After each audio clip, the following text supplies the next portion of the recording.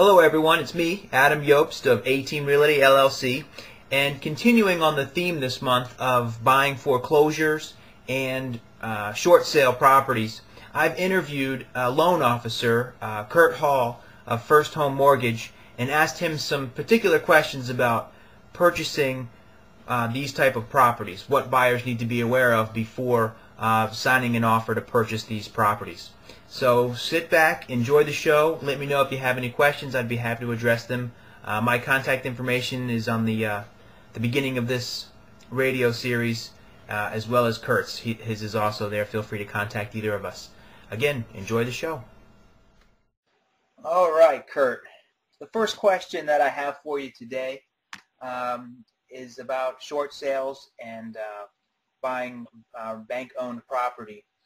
In regards to your position as a loan officer, when buyers come to you to secure financing to purchase properties that are foreclosures, real estate owned properties, or short sales, what additional challenges do they have when purchasing this type of property in your perspective? And one of the big challenges on purchasing a short sale is the length of time between the buyer making the offer and, quote, the ratified contract approval from the lender involved with this particular short sale. So this time frame can go from, I've seen it as short as maybe 2 or 3 weeks to as long as some going almost 3 to 4 months. When the downside, especially in this interest rate market right now, interest rates are starting to creep up a bit. And I have people who were at one time looking at high 4% and 5% 30-year fixed rates, and now rates have inched up to 5.5%, 5 3/4.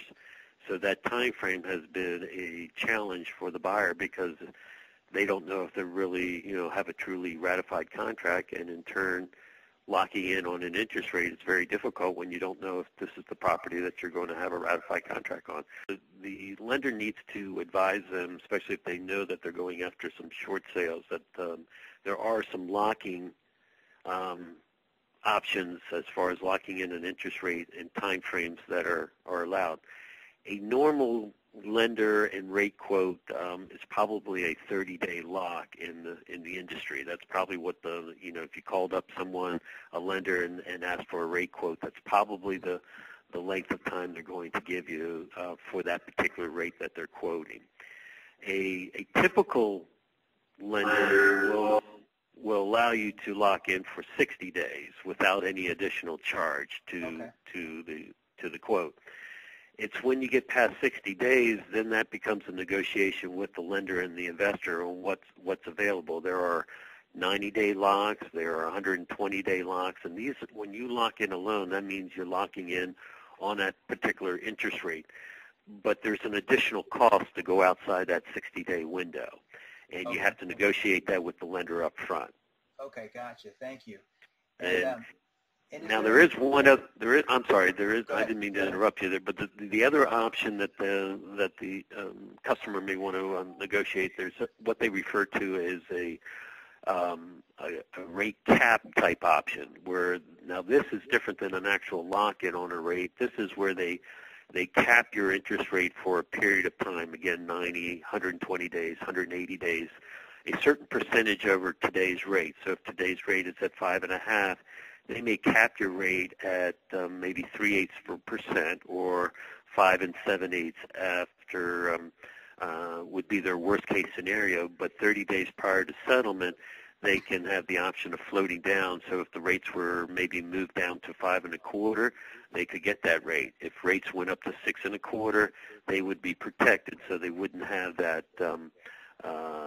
They wouldn't be charged to 6 1/4. They would cap at 5.875. So that's referred to as a rate cap option, which the customers may want to inquire with their lender to see if that option is available. Okay, that's a good suggestion, Curt. I appreciate you bringing that up. So that option sounds like you have an additional option to float the rate down, whereas if you lock it in, that float down is not an option. Is that right? That is correct. Exactly okay, right. The buyers need to contact the professionals up front. They really need to go and be educated on the process, especially if their goal is they may be looking for a home, but some buyers are out there, they want to look for the foreclosures and the short sales, and these individuals really need to be pre-approved and not pre-qualified up front with the lender, so that they absolutely know exactly how the numbers are working, the cash involved, the costs involved, the payment involved. Buyers need to be in conversation with the lender and the realtor. The three of them need to really know, so the three of them can make the best offer based on the scenario of how the buyer can afford to buy this. So some may have strong income but very little cash. Exactly. And so going in, knowing the three of them working together, they may want to make that offer where they're asking for the seller to pay some costs versus going in and lowballing and going in with a low price and expecting the buyer to pay for all their costs because they have strong income but they don't have the cash to work with. And so these are some things. Now, sometimes they don't have the cash, or they don't have the income, so getting the cash up front may help buy down the interest rate to lower their payment, which would help them qualify. All right, and that's it. So hopefully you've enjoyed the show. Feel free, again, to ask us any questions. You're welcome to contact me, Adam Iobst, or Curt Hall, First Home Mortgage. We'd be happy to assist you. Have a wonderful day.